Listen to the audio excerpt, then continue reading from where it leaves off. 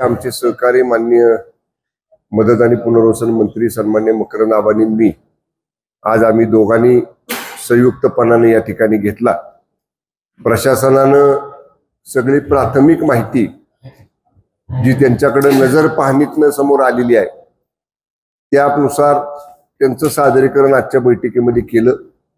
आम्ही दोघांनी मान्य आबांनी देखील आणि मी देखील उद्यापासून आता पाऊस आज कमी झालेला आहे, प्रत्यक्ष बांधावर जाऊन शेतकऱ्यांच्या नुकसानीचे पंचनामे एक टीम तयार करून महसूल यंत्रणा, कृषी यंत्रणा आणि पंचायत समिती यंत्रणा यांची संयुक्त टीम तयार करून त्यांनी प्रत्येक अशा नुकसानग्रस्त किंवा नुकसान झालेले शेतकऱ्याच्या बांधावर जाऊन त्याचं क्षेत्र, त्याचं पिकाचं झालेलं नुकसान याच्यासाठी जो काय फॉर्मॅट सरकारनं दिलेला आहे तो भरून तो यादी पाठवावी अशा पद्धतीच्या सूचना आम्ही आजच्या बैठकीमध्ये दिल्या। सार्वजनिक मालमत्तांचं मोठ्या प्रमाणामध्ये नुकसान झालेलं आहे।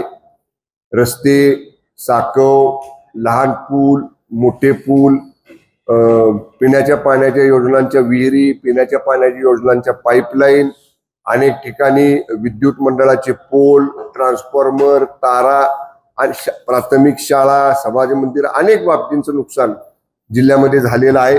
त्याची सुद्धा माहिती त्या यंत्रणांमार्फत या ठिकाणी आपण एकत्र सादर करण्याची सूचना दिलेल्या आहेत।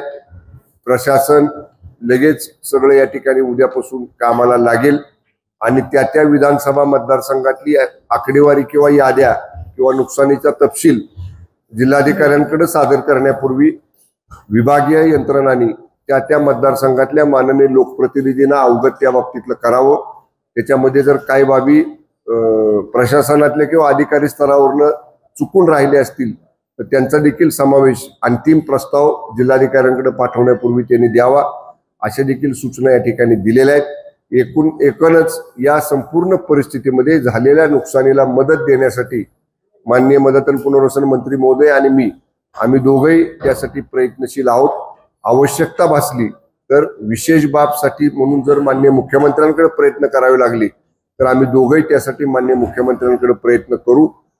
जाता जाता एवढंच सांगेन की या संपूर्ण अतिवृष्टीच्या परिस्थितीमध्ये अनेक पूल पाण्याखाली गेले, अनेक ठिकाणचा मोठ्या वादळी वाऱ्यामुळे विद्युत पुरवठा खंडित झाला, परंतु या सगळ्या परिस्थितीमध्ये जिल्ह्यातलं प्रशासन, सगळ्याच विभागांची यंत्रणा अलर्ट होती, फील्डवर होती।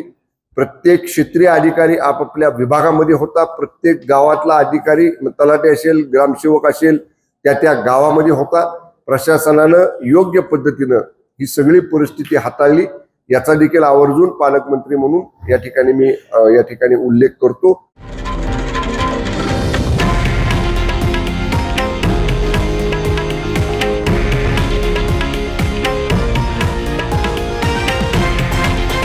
हे आहे देशातील नंबर 1 न्यूज नेटवर्क आणि आपण पाहत आहात TV9 मराठी, एकमेव।